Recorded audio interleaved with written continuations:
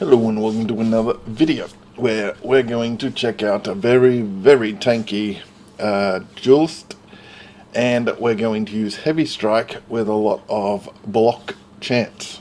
Now, the ability to obviously survive the end game is to mitigate damage in multiple ways. Armor is the best for physical, but it's not equal. You take more damage the bigger the hit, less damage, smaller the hit. Evasion is pretty much you either evade or you don't. And block chance, obviously you block or you don't. So we're mixing all those defenses up, plus adding enough damage to do the content.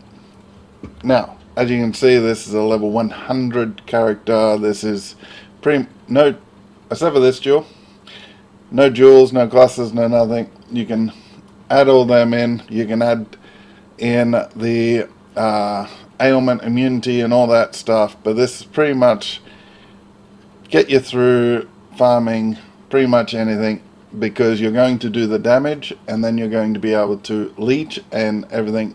So unless you're standing in a degen puddle and not hitting anything, you should survive pretty much anything if you're not one-shotted. As you can see, 17,000 fizz damage is enough for a lot.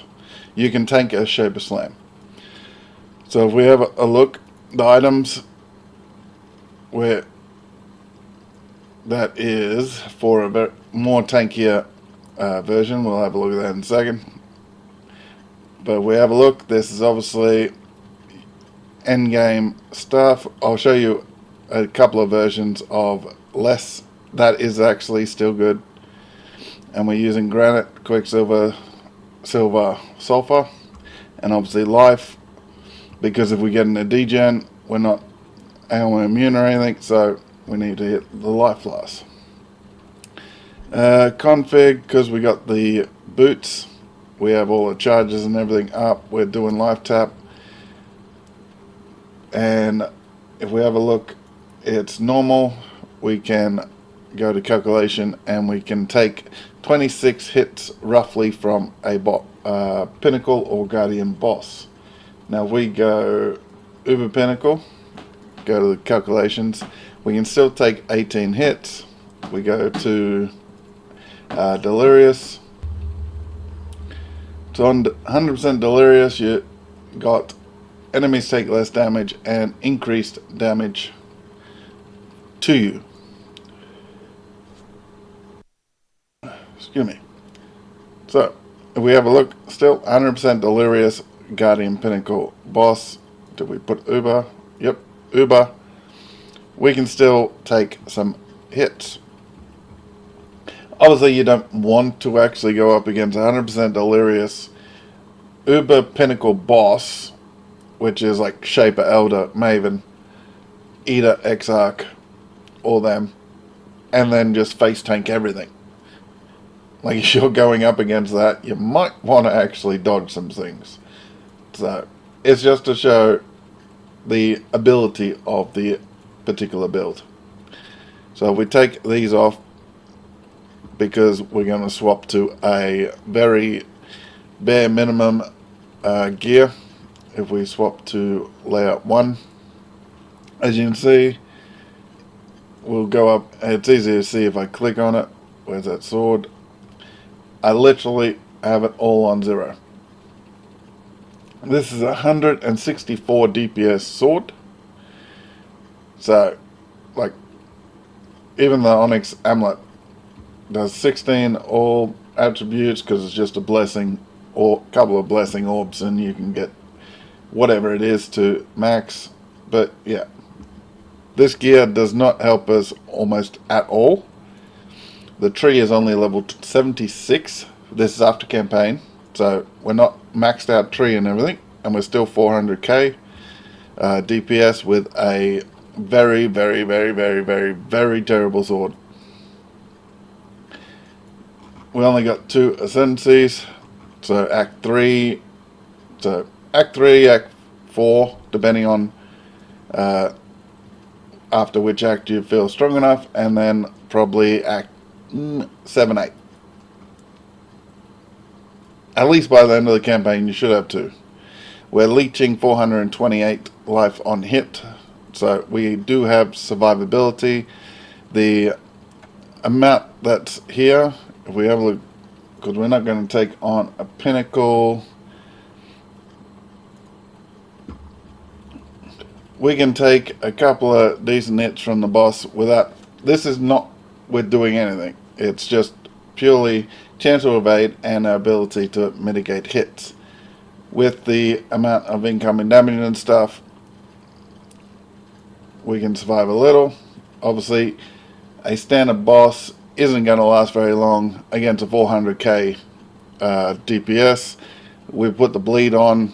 Eviscerate is our counter skill.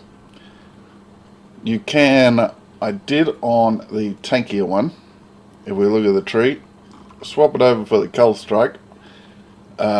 One, you can go this one for the leeching and over damage is leeched as life. So it's up to you, but the Culling Strike is on here, so we are guaranteed to hit Culling Strike, so you can actually drop, if we have a look at, you can drop the Culling Strike from here and add another damage. So we literally do not have anything that's, because all this, you should have, if you're level 100, you should have Awakened Gems, you should have Ultimate Quality and all that. So we got the Awakened Gems and everything. Vulnerability and Clarity. Vulnerability when damage is taken, just so we don't have to worry about that. You can cast it by yourself. Pride with the Enlighten, because obviously mana is very, very strained once you start putting a bunch of stuff on. So at the end game, Enlighten obviously helps. We have Phase Run, Automation, Life Tap and Blood Rage. You can auto hit the Blood Rage and stuff if you want. Mon Shell on the damage when taken. And Eviscerate, we have to manually push once we block. And we are blocking on the tankier setup quite a lot. So if we look at the normal one, we're blocking 65%, so we should have our Eviscerate quite often, which is extra damage, and the damage that comes from that is enough to pretty much clear maps of all the trash. Obviously the rares and stuff are a little tankier the higher you go, but you can pretty much probably just run around and just keep hitting Eviscerate every time you block. And it's off cooldown obviously. So yeah, we have a look at the level 88, we have a average sword. If we have a look at it, it is hiding here. We have a 376 DPS, all middle row, I think class 4, yeah, tier 4 sword. And yeah, the rest of it's still trash, and we do almost a mil.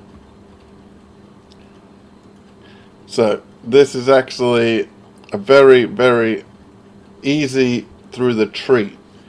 This isn't gear based or anything. This is pretty much, if you level your character and you assign the particular nodes, you will end up with X amount of tankiness just by doing the tree.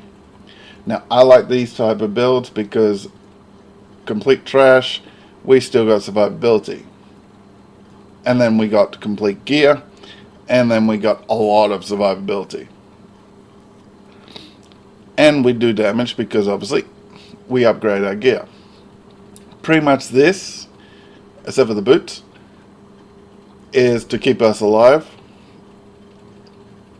To do damage, a tree is to keep us alive. So the boots obviously is so we can do the power, frenzy and endurance charges all on. If we, the power charge doesn't matter, but it does all three. So if we look at frenzy charges, doesn't do anything, endurance doesn't, because we're actually on it. So don't get confused when you have a look at stuff like that. But if we add it like this, you can see the damage goes up, and then tankiness goes up.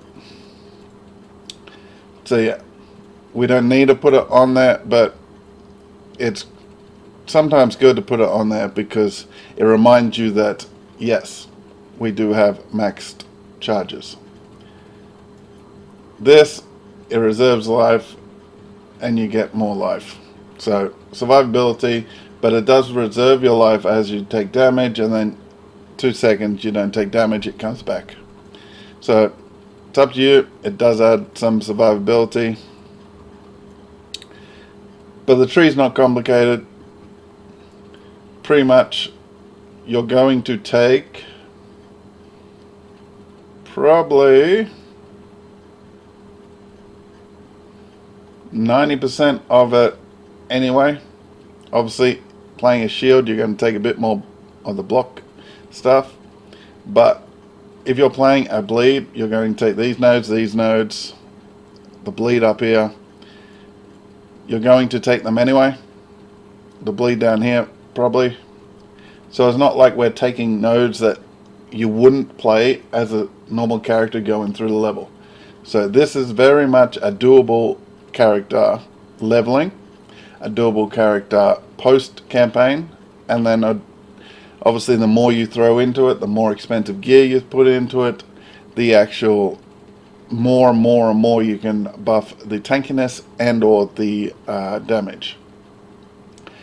You can come down here and take some gems.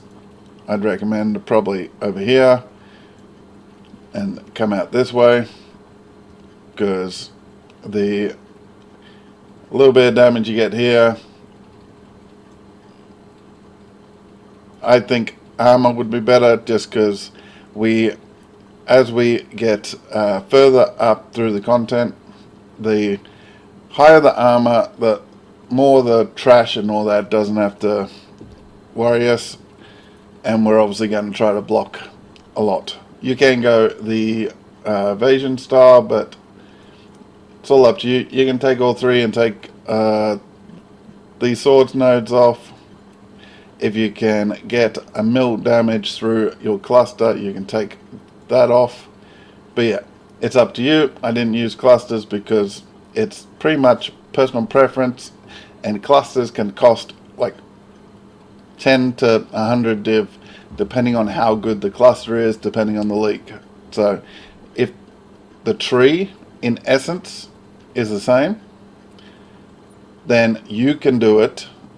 Gear, pretty much all I did was rare and then go to, let's have a look at sword, and then went down to the tiger hook, clicked on it, and went boom boom boom, took crit chance off, crit multi obviously because we don't crit. So this is purely not even hand picked sort of gear. This is purely this with stats. So it is real gear that you can get. Obviously it may cost you a bit depending on the league, depending on how good a stats you actually want, but it's obtainable and very, very tanky. So if this is your kind of character, do try it out. It is going to allow you to do a lot of content, and it's up to you to modify it the way you wish to actually get any more survivability or damage. You can go less survivability and just go more glass tank if you want. It's all up to you. But thank you for watching the video, and I'll catch you next time when I'll be working on a witch. I have about 5 skills for the witch, with one that is looking like in like 2-3 years when the 3.26 comes out, I might actually league start depending on the changes they make for that league. It does look interesting. But catch you next time, and goodbye.